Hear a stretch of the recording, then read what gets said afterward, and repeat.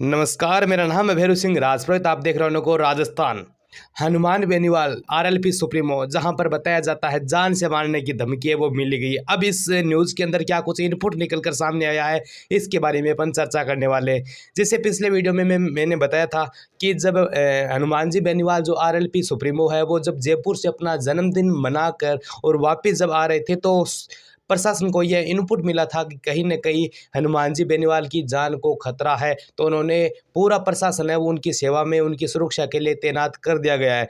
अब जो इनपुट निकल कर सामने आ रहा है, 2 इनपुट निकल कर सामने हमारे ये आ रहे हैं। पहला अगर बात करें तो पहला तो ये है कि आखिरकार ये जो पूरा मामला है, यानी जो कह सकते हैं खतरा है, किससे खतरा है? यानी पुलिस प्रशासन को ये इनपुट मिला था, तो इसके बारे में किससे खतरा है? दूसरा, अब हनुमान जी बेनीवाल खुद प्रशासन से और बीजेपी सरकार से ये पूछना चाह रहे हैं कि मुझे ज़रूर बता दीजिए कि खतरा है तो किससे है, क्योंकि 2 दिन हो गए, 2 दिन के अंदर छोटा बड़ा या इनपुट मिलना भी अति आवश्यक हो जाता है। इसके साथ में हनुमान जी बेनीवाल का ये भी कहना है कि जो भी खतरा है, क्या कुछ है, किसके द्वारा कॉल आया आपको, क्या कुछ संकेत मिला, मुझे ज़रूर बता दीजिए। लेकिन प्रशासन के द्वारा अभी तक इसके बारे में कोई स्पष्ट जानकारी हनुमान जी बेनीवाल को नहीं दी गई है। जब मीडिया कवरेज के द्वारा हनुमान बेनीवाल आरएलपी सुप्रीमो से बात की कि आपको किस तरह का कॉल आया या फिर आपको किस तरह की सुरक्षा के लिए बात कही गई थी, तो हनुमान जी बेनीवाल ने ऐसा कहा कि मुझे एक ऐसे कमिश्नर का फ़ोन आया, एक पुलिस वाले का फ़ोन आया और उन्होंने ये कहा कि आप अपनी 2-3 दिन जो भी जिससे भी मिलना चलना है वो एक बार बंद कीजिए और अपनी थोड़ा अपने खुद को थोड़ा सँभालिए और 3-4 दिन आप बाहर न निकले। इस प्रकार की बात उन्होंने मेरे साथ कही थी और मैंने ये पूछा भी था कि आखिरकार ये जो कह सकते हैं जान से मारने का जो कह सकते खतरा है या फिर बात करें जो धमकी है, किसके द्वारा दी गई है, क्योंकि ये छोटा-सा इनपुट प्रशासन को मिला है। अब कुछ लोग इसके ऊपर 2 तर्क-वितर्क कर रहे हैं। पहला है कि कहीं न कहीं ये भजनलाल सरकार की कहीं न कहीं चाल है और कहीं न कहीं कह सकते हैं कि भजनलाल सरकार है वो आरएलपी को कह सकते हैं, जैसे बात करें सुरक्षा वो मुहैया करा गई, तो ये एक बीजेपी सरकार को ऊपर लाने का वास्ता या फिर कह सकते हैं कहावत चल रही है। देखो, ये जनता की राय है, इसके ऊपर अनोखा राजस्थान अपनी पुष्टि नहीं करता है, ठीक है। साथ में ये भी चल रहा है कि अब हनुमान जी बेनीवाल ने लोगों से मिलना-जुलना एक बार बंद कर दिया गया है। कल है वो लगभग 50 से 60 लोग आए थे, उनमें से 5 या 6 लोगों से उन्होंने भेंट की, यानी बातचीत की। आगे की क्या कुछ रणनीति रहने वाली है, उन्होंने बार-बार मीडिया कवरेज जब पूछा तो उन्होंने यही कहा कि मुझे खुद भी नहीं पता है।